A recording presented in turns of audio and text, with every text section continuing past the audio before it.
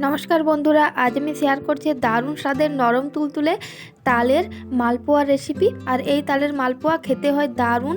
তো আপনারা রেসিপিটা দেখতে থাকুন। আমি তালের মালপোয়াটা কীভাবে বানাই আশা করছি আপনাদের ভালো লাগবে। আজ আমি বানাবো তালের মালপোয়া। তো তালের মালপোয়া বানানোর জন্য এখানে আমি একটা তাল নিয়ে নিয়েছি। তো এখন এই তালটা আমি ছাড়িয়ে নেব। ছাড়িয়ে নিয়েছি আর এখানে একটা গ্রেটার নিয়েছি। তো এই গ্রেটারে করে আজ আমি তালের পাল্প বার করে নেব। আর খুব সহজেই গ্রেটার দিয়ে এরকমভাবে তালের পাল্প বের করে নেওয়া যায়। তালের মালপোয়া বানানোর জন্য আমি প্রথমে ব্যাটারটা তৈরি করে নেব। তার জন্য এখানে লাগছে সুজি হাফ বাটি আমি নিয়ে নিয়েছি, আর দিয়ে দিচ্ছি চিনি হাফ বাটি, আর দিয়ে দিচ্ছি এখানে 1.5 বাটি মতো ময়দা, একটুখানি লবণ দেওয়ার পর দিচ্ছি একটুখানি মৌরি। আর মৌরিটা দিয়ে দেখবেন খুব ভালো লাগে এটার টেস্ট। শুকনো উপকরণগুলো আমি এখন ভালোভাবে মিশিয়ে নেব। এবার আমি দিয়ে দিচ্ছি তালের কাঁধও আমি দেব হাফ বাটি মতো। তালের কাঁধটা এখানে একটু কম করে দেবেন।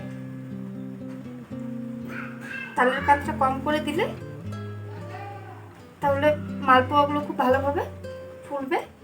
এবারে তালের কাঁধটা এটার সঙ্গে ভালোভাবে একটু মিশিয়ে নেব। একটুখানি মেশানোর পর এখানে আমি দিচ্ছি জল 1 বাটি মতো। আর জলটা আমি একটু একটু করে মেশাবো।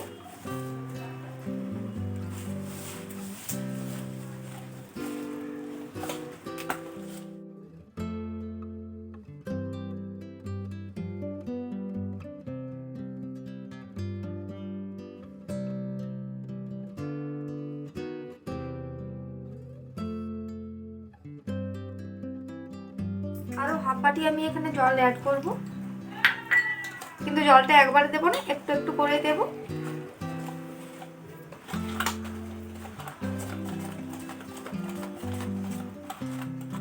তো এখানে আমার ব্যাটারটা তৈরি করা হয়ে গিয়েছে, এই দেখুন।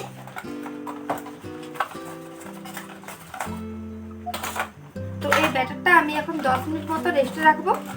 এর মধ্যে একটুখানি সুজিগুলো ভিজে যাবে আর যে চিনিটা আমি দিয়েছি সেই চিনিটাও গলে যাবে।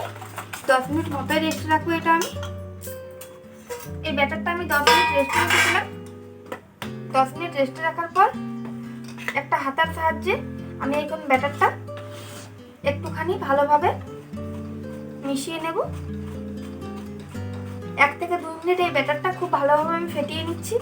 আর এই ব্যাটারটা যত ভালো ফেটানো হবে মালপোয়াগুলো খেতে কিন্তু ততটাই ভালো হবে।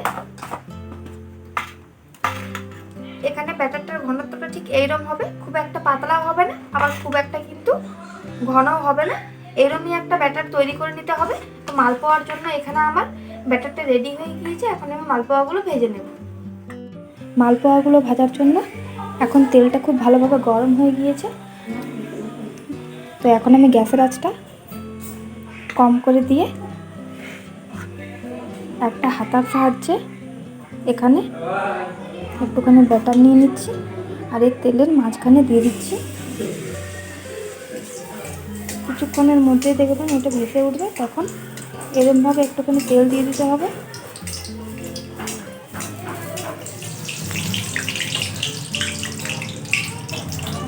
একটা মালপোয়া রেডি হয়ে গিয়েছে, এখন আমি বাকিগুলো করে নেব। এই দেখুন বন্ধুরা, এখানে আমার তাল দিয়ে মালপোয়া রেডি হয়ে গিয়েছে। আর এভাবে বাড়িতে একবার তাল দিয়ে মালপোয়া বানিয়ে দেখুন, এর এত টেস্ট, একবার এই মালপোয়া খেলে আর ভুলতেই পারবেন না। একবার এই তাল দিয়ে পিঠে বানালে অন্য পিঠের কথা আর খেতে ইচ্ছেই করবে না। তো এই দেখুন কতটা নরম হয়েছে, দেখছেন? আর কতটা সুন্দরভাবে ভেতর পর্যন্ত হয়েছে। আর এই পিঠেগুলো খেতেও হয় দারুণ।